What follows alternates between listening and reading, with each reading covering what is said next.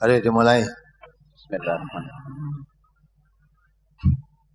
Ada yang perlu ditanyakan dari brosurnya? Ada beberapa pertanyaan dari brosur di halaman 8 tentang akikah yang dikerjakan pada selain hari ke-7, yaitu hari yang ke-14, ke-21, setelah tua dan sebagainya. An Abdullah bin Buraidah an abihi anin nabiyyi sallallahu alaihi wasallam qala al-aqiqatu tudbahu li sab'in wa li arba'a asrata wa li ihda wa isrina rawahul Baihaqi.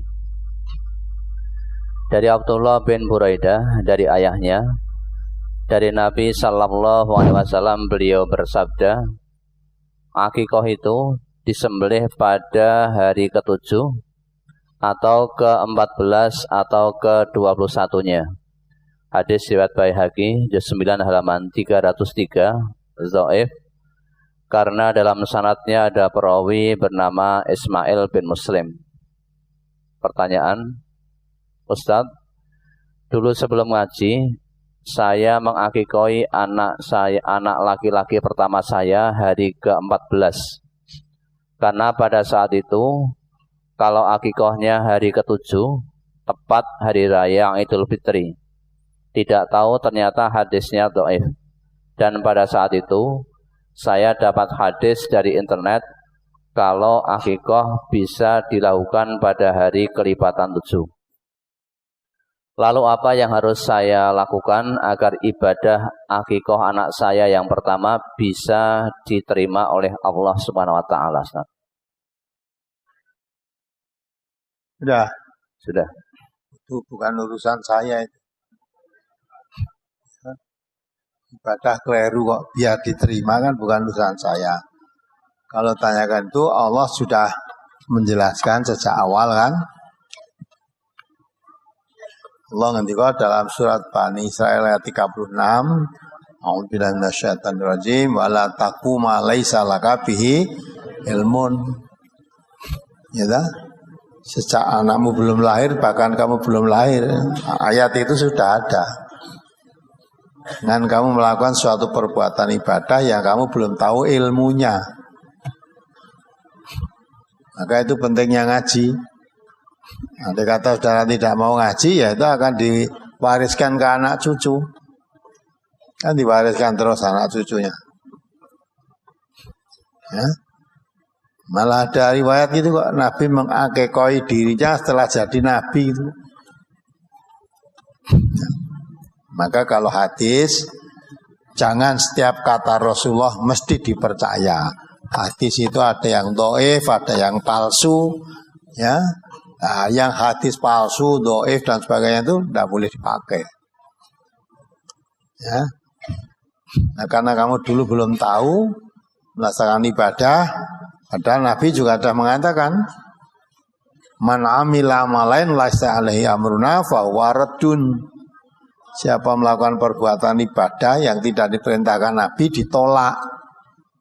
Aku wis bacot saiki kon piye carane ditampa ya. Soalnya di anak-anak dihakikoi ke hari ke-7. Yang sudah kebacut ya sudah istighfar mohon ampun pada Allah karena dulu belum tahu. Nah, sudah tahu, jangan mengulangi lagi seperti ketika belum tahu.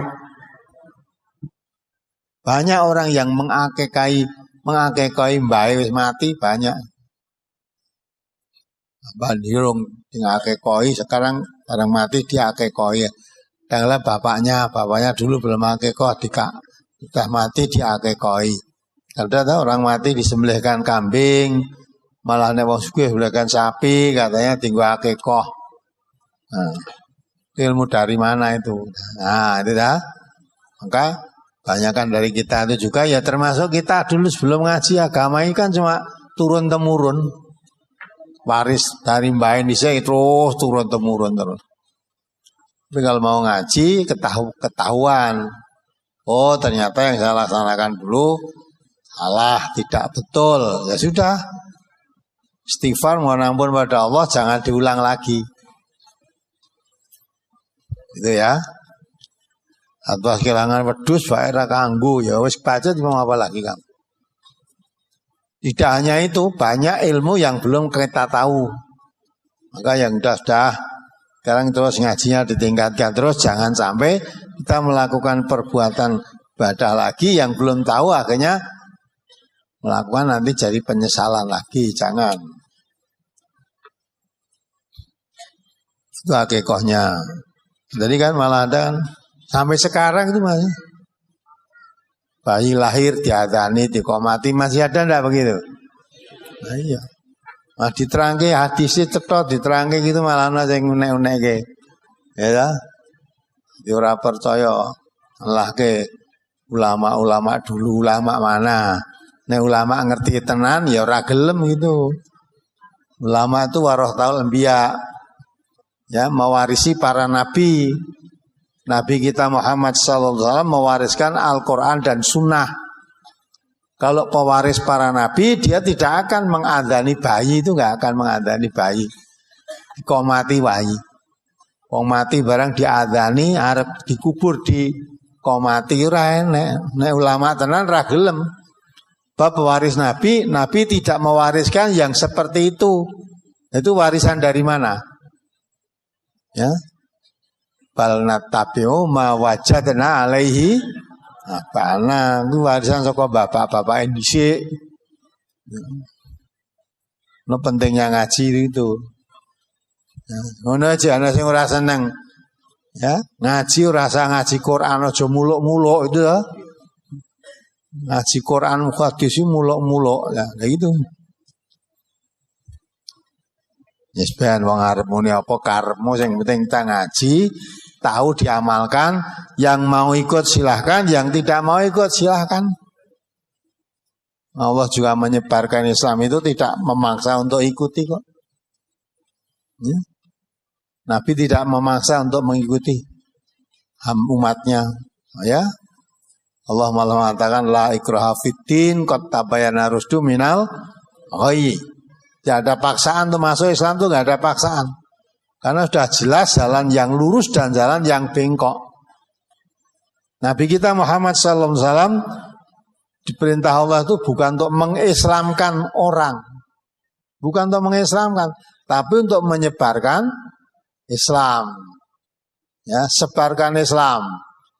Dan setelah disebarkan Islam, waman sya'afal yumin, waman sya'afal yakfur. Siapa mau iman silahkan iman, siapa mau kafir silahkan kafir. Tidak ada paksaan milih jadi orang yang beriman, ya, percaya kepada Al-Quran, tidak ada paksaan. Boleh kafir juga. Maka Nabi aja nggak bisa mengislamkan orang, apalagi kita mau mengislamkan orang. Ya, tapi kalau Islam disebarkan, ya, orang yang hatinya bersih, tersentuh dengan fitrahnya, ya, dia akan tersentuh, akan jadi orang Islam, menerima.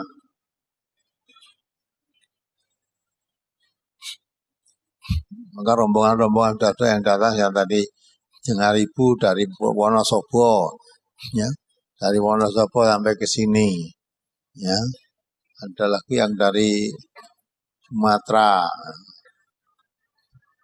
Jadi datang ke sini, ya, hanya dengar radio, dengar TV, tersentuh hatinya. Ya, apalagi yang lain. Rasul halaman 5, hadis yang paling atas.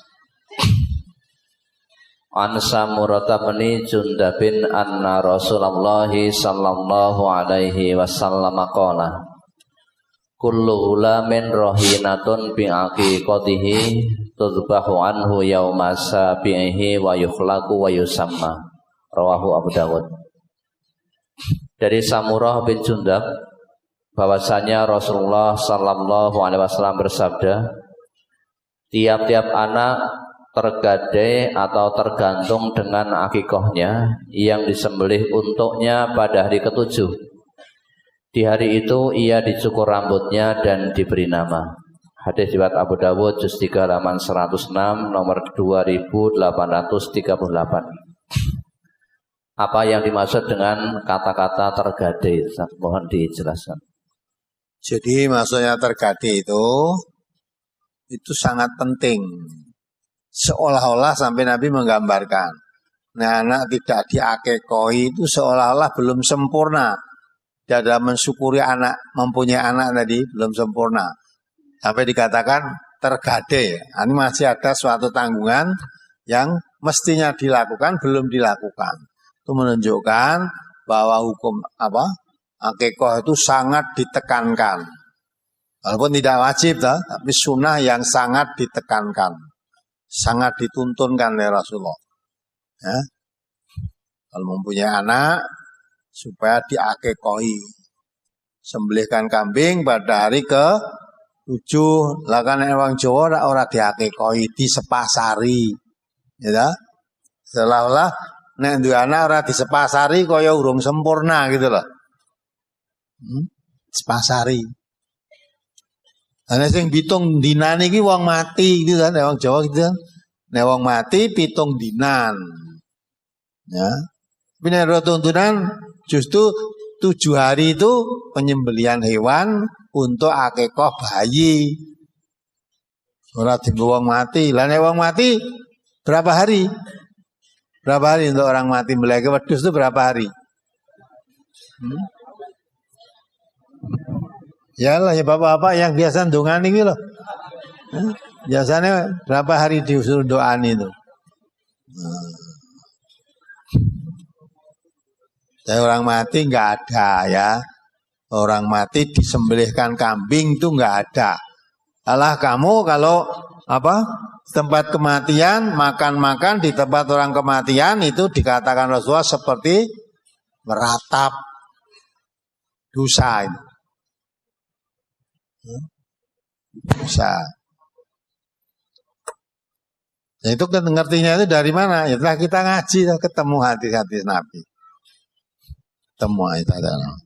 Jadi maksud 3D itu, seolah-olah kalau kamu diberi anak oleh Allah kok belum diakekoi, kaya-kaya belum sempurna. Kayak belum sempurna. Kayak dene jek utang gitu. Maka akan disaur. Ya dah, nyaure kapan? Enggak 7 hari belum diakekoi, nanti diakekoi setelah dewasa, setelah mau mati, setelah mati ya itu. Enggak begitu maksudnya. Ya. Jadi supaya bayi yang lahir itu kalau kamu mau bersyukur pada Allah, ya di antara lain itu adakan akikoh. Akikoh itu termasuk nusuk ibadah. Inna sholati wa nusuki.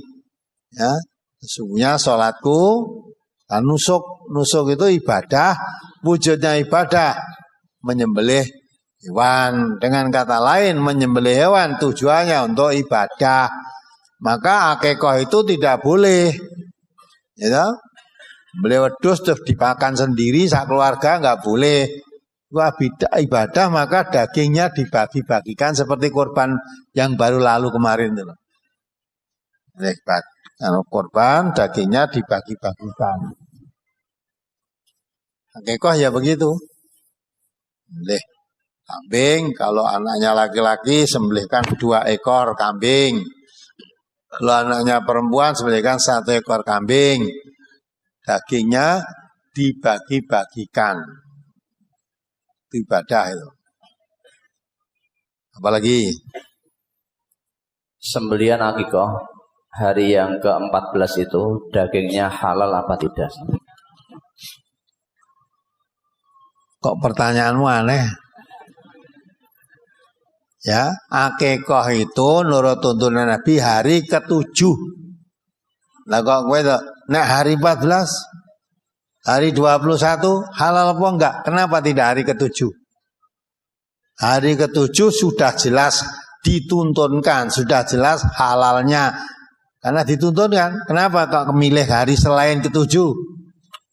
Nah, mestinya gitu kamu. Oh, ternyata akikah itu menurut Nabi ya disembelih ya tutbaku an yauma sabiati an yauma sabihi wa yuhlaku ya disembelihkan pada hari ke-7. Dan Nabi nuntuni hari ke-7 kok kamu milih hari ke-14? Kalau memang mau adakan niat akikoh hari ke-7. Apalagi? Ada bayi lahir pada hari Rabu pukul 15. Untuk akikohnya tepatnya hari apa? Rabu, Kamis, Jumat, Sabtu, Ahad, Senin, Selasa. Akikohnya hari Selasa. Ya. Pukul 15 kan baru jam 3 sore toh? Iya, jadi dihitung hari itu Selasa. Lahirnya Rabu ya. Rabu, Kamis, Jumat, Sabtu, Ahad, Senin, Selasa. Akikohnya hari Selasa. Apalagi? Untuk akikoh dagingnya dirupakan atau diwujudkan masakan, kemudian dilengkapi dengan nasi dan buah agar siap dimakan bagi yang menerima akikoh. Hal yang seperti ini apakah diperbolehkan? Boleh saja, itu teknis asal tidak menimbulkan hal-hal yang baru. Kalau kamu antar itu dimasak, dilengkapi degan, gedang, kerupuk, apalagi sambal goreng ya, atau gulai ya diter ke rumah, nasi. Itu akhirnya nimbulkan nek orang desa umumnya nek diterine alamat apa? Bang, wah ditonjoi iki berarti kok nyumbang. Nah, kalau memang gitu terus nimbul nyumbang, lebih baik seperti korban kemarin, diteri mentah. Ya, dari mentah. Kemarin daging korban diantar kedua kan tidak ada, terus balas nyumbang kan nggak ada. Lainnya diteri akikoh mateng sisan, terus ditambah macam-macam tadi, tinggal makan ya lagi kok nyumbang, terus nyumbang. Ya. Nah padahal akikoh itu ibadah kok disumbang, gitu. Belah wedhus menyembelih kambing harganya 1 juta, sumbangannya untuk 3 yuta. Berarti karena akikoh ibadi, makanya wis ranti anak to akikoh mbae kuwi. Kalau memang tidak akan menimbulkan hal-hal yang baru, tidak masalah, itu teknis pembagian silahkan saja. Tapi kalau menimbulkan hal yang baru, nah itu yang menjadikan rusak ibadah nanti seperti itu. Apalagi? Pertanyaan yang berkaitan dengan akikoh cukup. Ya, yang lain-lain nggak ada lagi. Ya, adzan bayi sudah paham ya? Adzan itu disyariatkan untuk apa? Manggil orang, sholat apa? Sholat wajib. Sholat hari raya Idul Adha yang jumlah yang datang kemarin di mana itu ribuan orang. Itu pun tidak pakai adzan. Tidak pakai adzan, tidak pakai qomat. Kalau bayi baru lahir malah diadzani, diqomati. Ya, lahir. Iya. Nah, kita diterangke apa adanya ini enek sing ora trimo malah. Ngowawai ajarane simbah dhisik. Ya. Mulane itu ada karena mengatakan kalau kamu diajak mengikuti Allah dan Rasul, coba sekali lagi dibaca itu surat Luqman ayat 21 itu.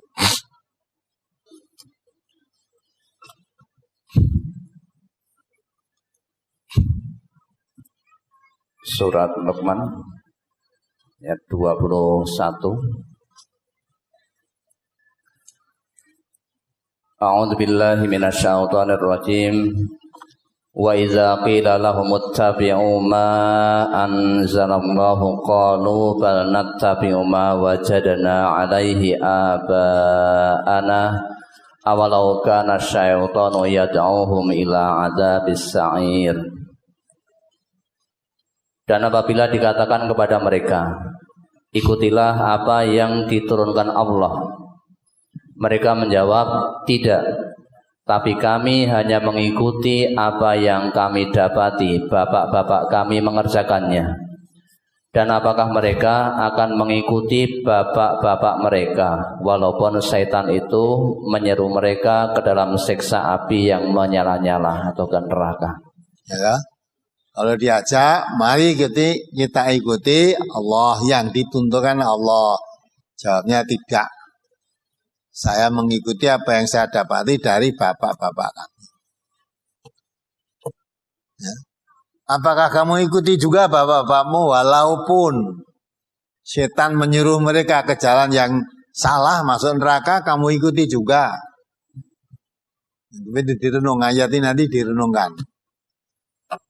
Tambah lagi satu ayat 104 Al-Maidah ya, 104 Al-Maidah.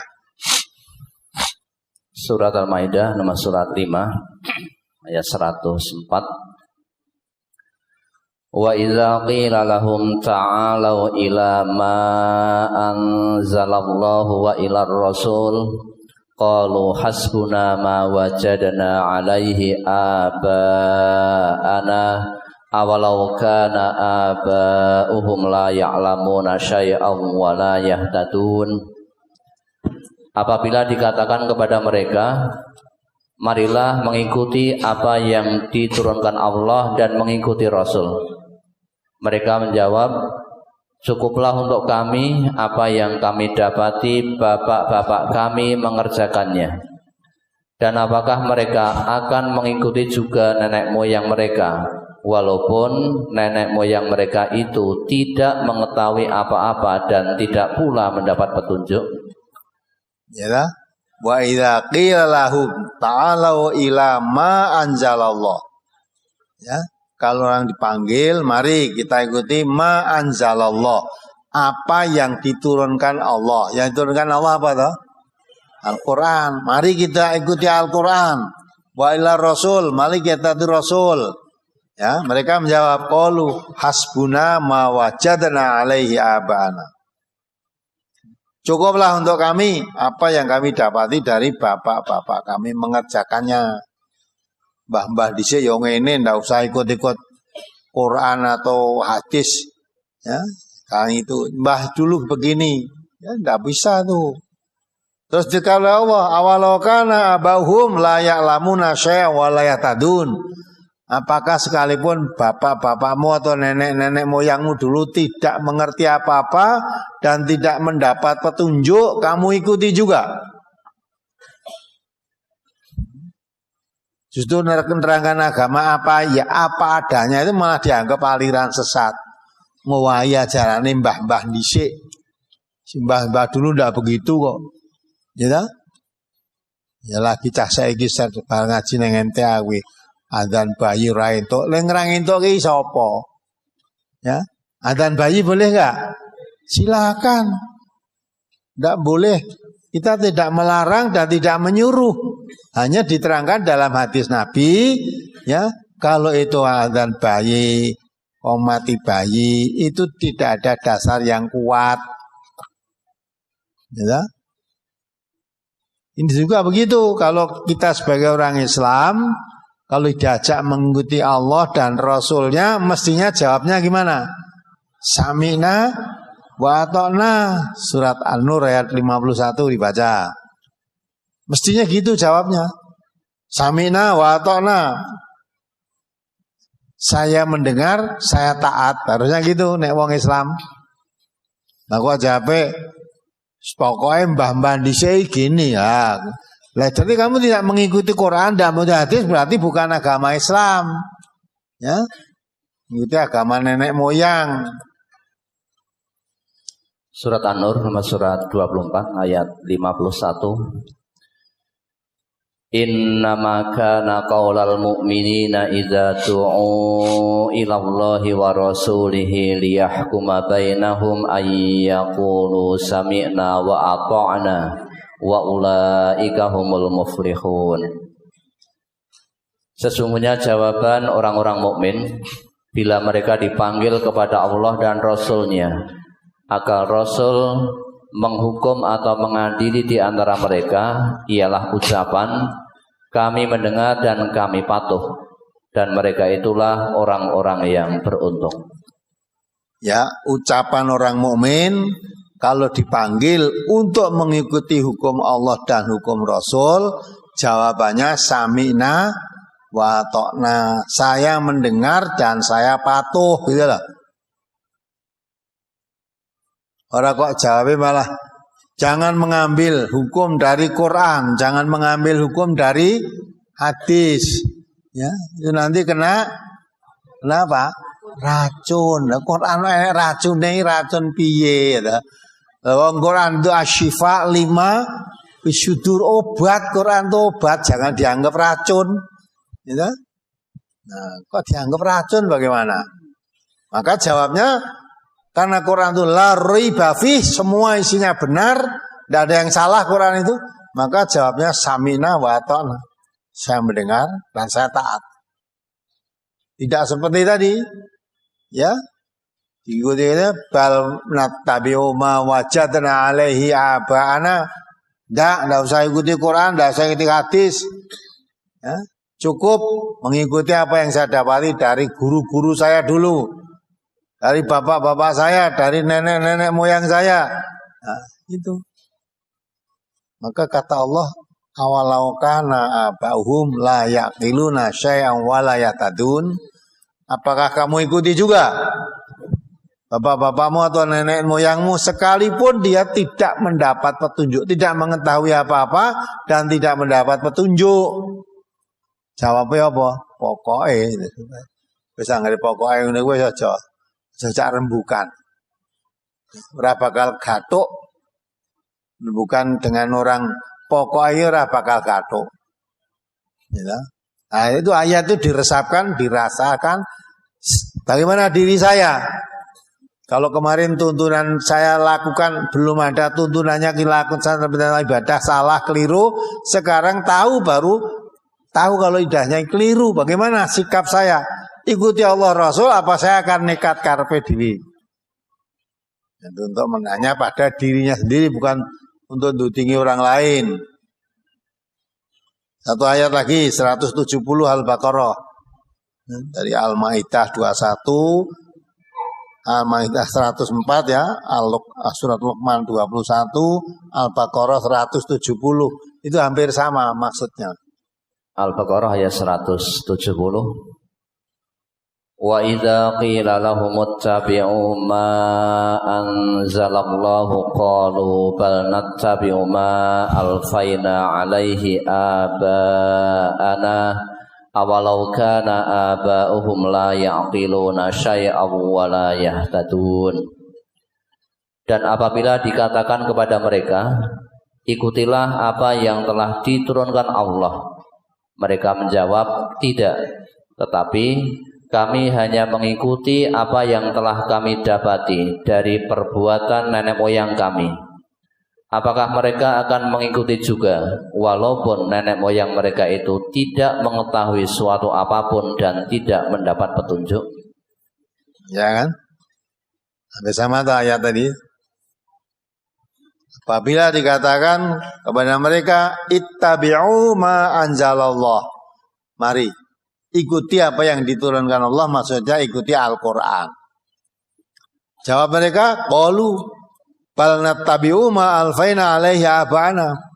Tidak usah ikuti Quran, cukup kita ikuti apa yang saya dapati dari ya nenek-nenek moyang kami mengerjakannya.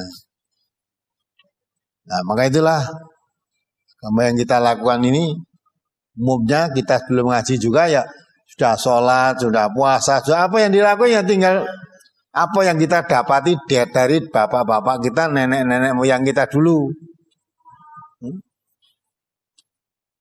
Ya, tanpa dasar kebenaran. Baik di sini yang udah.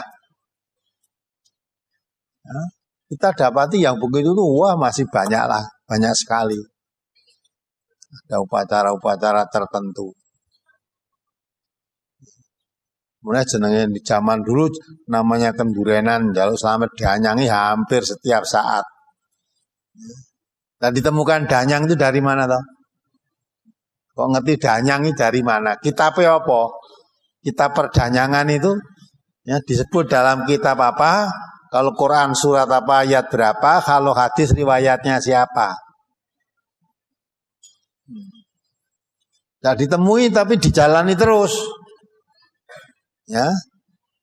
Kalau selamat kedanyang. Dungane Rabbana atina fid dunya hasanah wa fil akhirati hasanah wa qina adzabannar. Doanya doa Islam. Permohonannya permohonan syirik. Dan Allah mengatakan wala talbisul haqqa bil syirik itu suatu kebatilan, bahkan kedzaliman yang besar.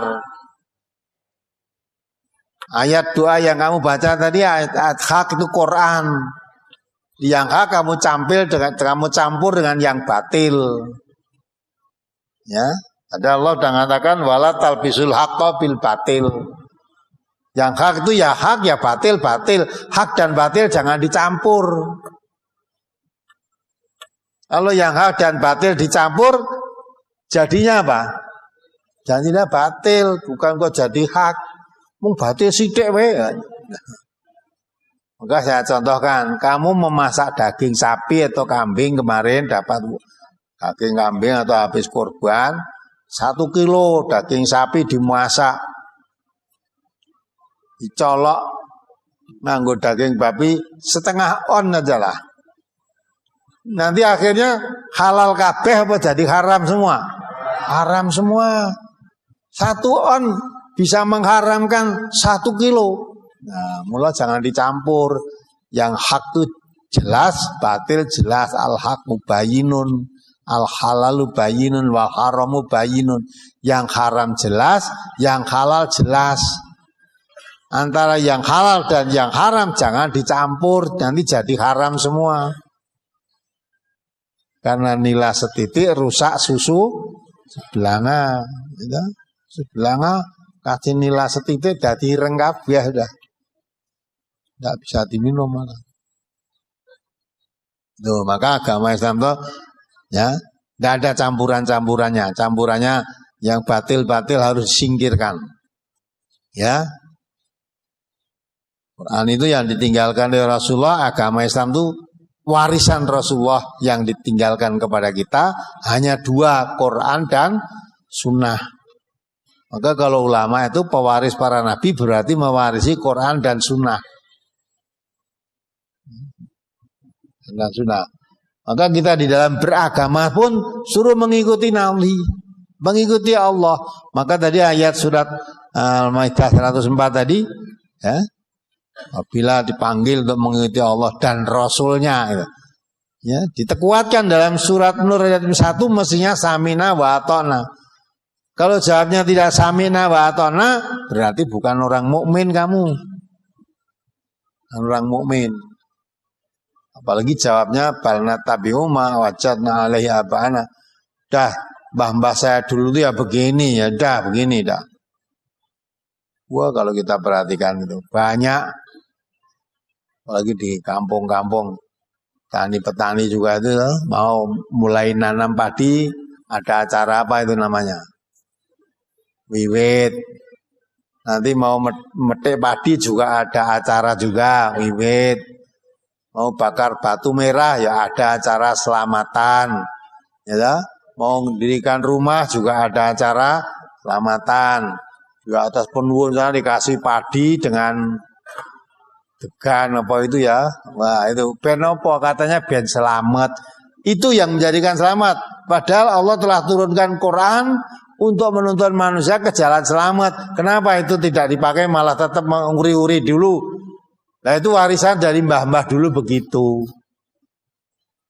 Ya.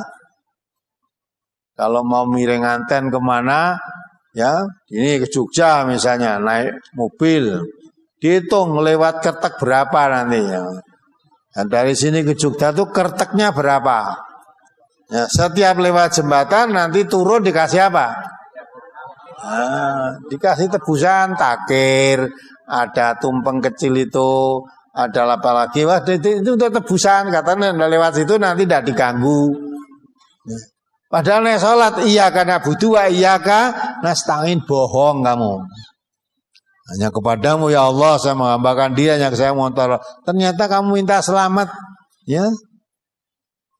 masang takir, masang sajian di tempat-tempat ya jembatan yang kamu lewati. Kadang-kadang walaupun sudah pasang sajian barang, lewat kertek nanti mobilnya diklakson walaupun nggak ada apa-apa.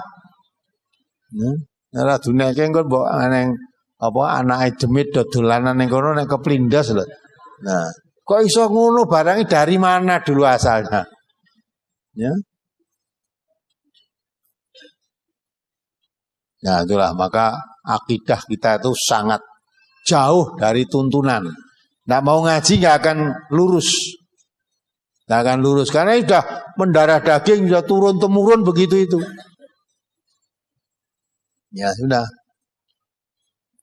Ya mudah-mudahan kita lah, walaupun sisa umur kita ngerti agama sudah kasep, tapi memperbaiki. Ya, memperbaiki. Bertobat dari hal yang tidak benar dulu yang sudah bertahun-tahun dilakukan. Mohon ampun pada Allah, kita alih melakukan suatu perbuatan yang dituntunkan Allah dan Rasulnya. Itu membawa tuntunan kepada keselamatan. Yahdi billahu manittaba'arid wa nahu subula salam. Quran itu menuntun manusia ke jalan keselamatan. Jadi jalan selamat itu hanya Al-Quran. Tidak ada jalan selamat lain dari Quran, tidak ada.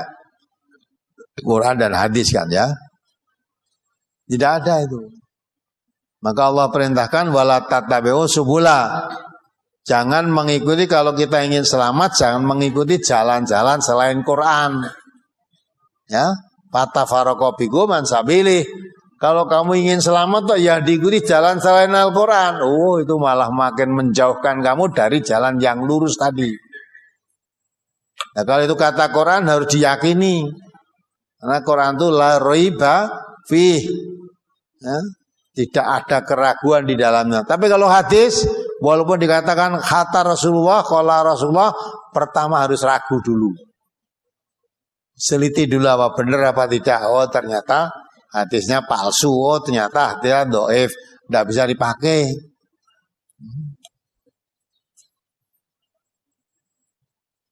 Kalau Quran ceknya lah, canda-canda ayat apapun yang di Quran dari awal sampai turun yang terakhir, tidak ada yang perlu diragukan, semuanya benar. Ya sudah, ada lagi? Masih ada yang berkaitan dengan akikoh. Akikoh yang tidak dibagikan, tetapi dimasak dan mengundang tetangga untuk makan di rumah yang melaksanakan akikoh, itu apakah diperbolehkan?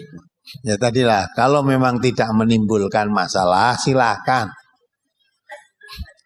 Dan diundang ya, diundang. Yang makan nanti kan yang diundang aja kan. Lain kalau ke antar daging rumah misalnya ya, satu rumah ikut makan kabeh itu. Anake, bojone, ya, suami istri makan semua. Tapi kalau kamu undang, akikohan yang datang siapa? Paling bapak itu, ya. Umpama ya, bapak repot tuh, bu itu undangan akikoh, kamu datang aja bu. Wah, ibu rukaran gelem lah, itu diundang bapak kok. Teko kono pedok dhewe ngono piye lah gitu. Nah, maka itulah lebih berkah kalau dibagi bagikan. Biar dimasak dengan tetangga itu sak keluarga makan semua.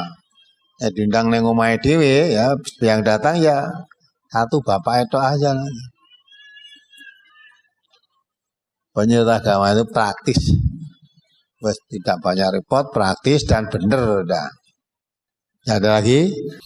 Assalamualaikum warahmatullahi wabarakatuh. Waalaikumsalam warahmatullahi wabarakatuh. Nama saya Ismono Pak.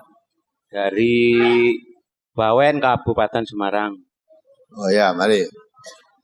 Ini minta tausiahnya tentang masalah daging kambing akikoh. Itu yang diutamakan itu dibagikan kepada tetangga kanan kiri kita atau sesama warga ngaji yang tempatnya itu agak berjauhan gitu. Itu yang kedua, yaitu tentang pahala Pak. dalam surat An-Nisa yang surat keempat ayat ke-134 itu kan pahala itu ada dua, yaitu pahala dunia dan di akhirat itu. Terus yang ditanyakan itu, kalau kita rasakan, pahala itu kan yang ujung-ujungnya nanti itu kan kita akan terima di hari akhir nanti, Pak. Mengapa ini juga ada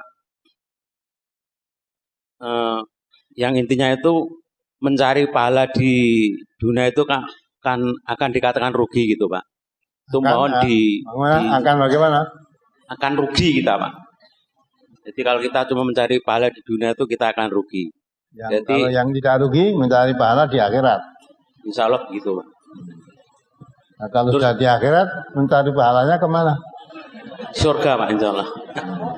Ya, terus? Jadi mohon ini diterangkan, juga mohon dikasih contohnya gitu, Pak. Karena kalau kita rasakan itu kan pahala itu cuma nanti akan kita ambil di akhirat gitu. Terima kasih. Assalamualaikum warahmatullahi wabarakatuh. Waalaikumsalam warahmatullahi wabarakatuh. Jadi akikah itu terutama yang dibagikan dagingnya itu kepada tetangga sekitar. Bukan kepada teman ngaji, ya, mengaji jauh-jauh. Ibarat tetangga sekitar yang dekat malah tidak dapat bagian. Enggak, ya, dekat-dekat saja, terutama tetangga kanan kiri. Nah, ditanya kepada tadi, termasuk tetangga yang dekat gimana? Ya kira-kira sekitar 40 rumah dari tempatmu itu tetangga yang dekat. 40 rumah itu tetangga dekat. Tidak usah yang tegak-tegak, ya malah jauh-jauh di konco ngaji. Enggak ada aturan pembagian kepada konco ngaji, itu tidak. Tetangga dekat. Karena kalau ada apa-apa, tetangga itu akhirnya saudara kan. Ada keperluan apa-apa, sing diceluk mesti tangga, bukan kok konco ngaji nih ya. Padahal kamu dibawain Semarang konco ngaji nang kene. Ada apa-apa harus panggil temannya, enggak. Maka tetangga dekat yang diutamakan. Kemudian mencari pahala, memang mencari pahala itu ketika di dunia, di akhirat sudah tidak bisa mencari pahala. Di akhirat itu tinggal memetik hasil pencariannya ketika di dunia. Ya. Maka di situ Allah katakan wabtaghi fi ma ataqallah darul akhirah. Ketika kamu hidup di dunia itu supaya berusaha mencari kebahagiaan di akhirat. Nah, kebahagiaan di akhirat itu kalau amalan di dunia itu banyak amalan baik mendapat pahala, nanti dipetik di akhirat. Bukan mencari pahala besok kalau sudah di akhirat. Di akhirat itu tidak ada mencari, tinggal memetik hasil. Hasil yang dikerjakan ketika di dunia. Maka jangan disia-siakan. Yang ada hubungan dengan akikah tadi ya. Kalau kita bisa menyembelih akikah untuk anak kelahiran kita dapat pahala. Pahalanya tadi dipetik di akhirat sana. Ya. Tapi mencarinya ketika di dunia ini. Wal tandur nafsum ma qaddamat lighad.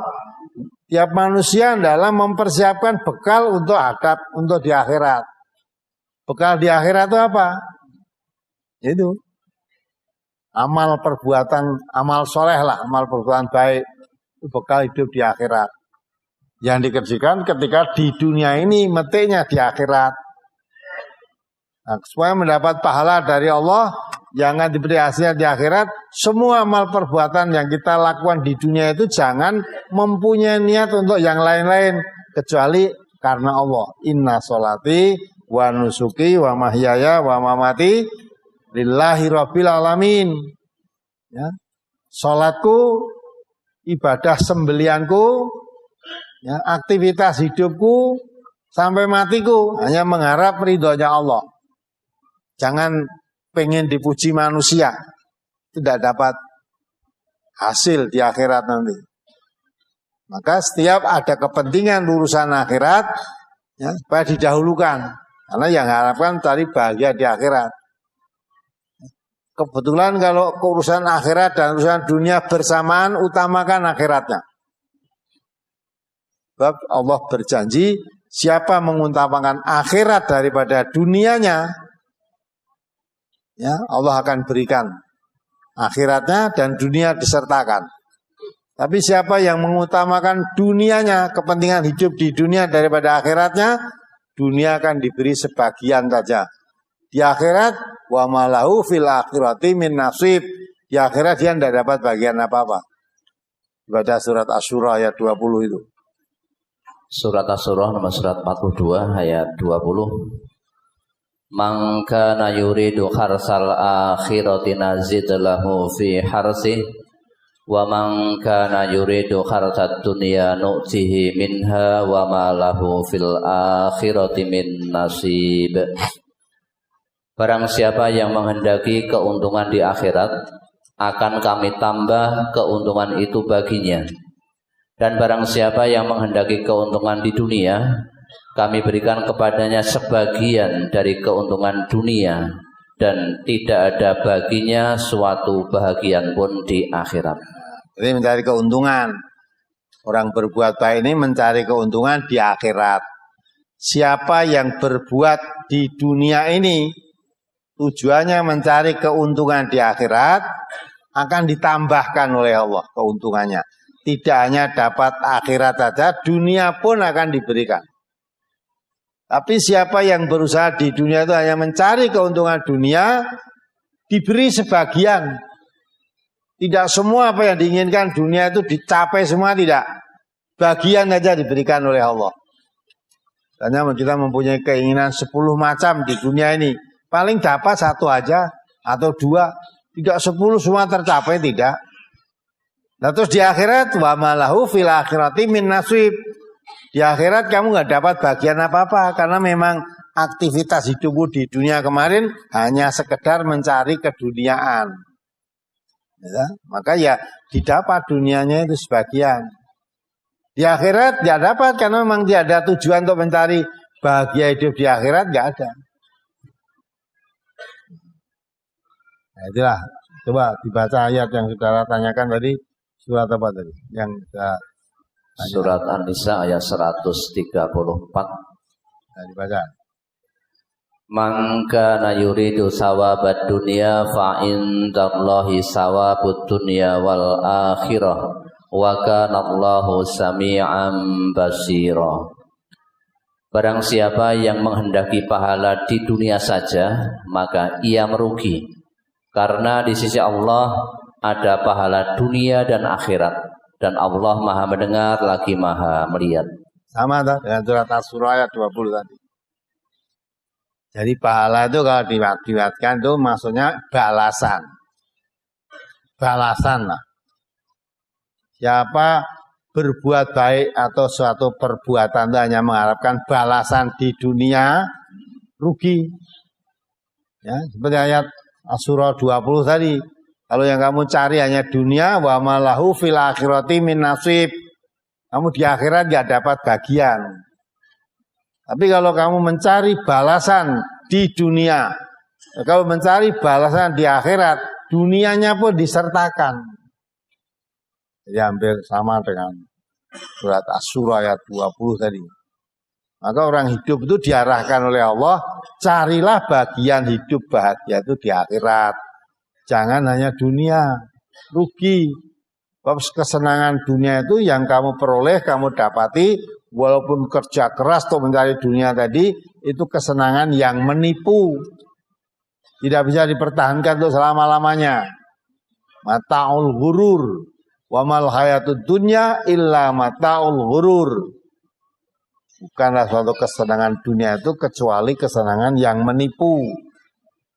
Tapi kalau yang kita cari balasan di akhirat, ya itu kesenangan yang hakiki, yang kesenangan yang sesungguhnya tidak akan habis. Ya, duniamu disertakan. Akhirnya orang yang bekerja, berbuat, beramal untuk kepentingan hidup dunia dan akhirat tercapai. Tapi kalau hanya kepentingan dunia saja, dunianya tercapai sebagian, akhiratnya tidak dapat bagian.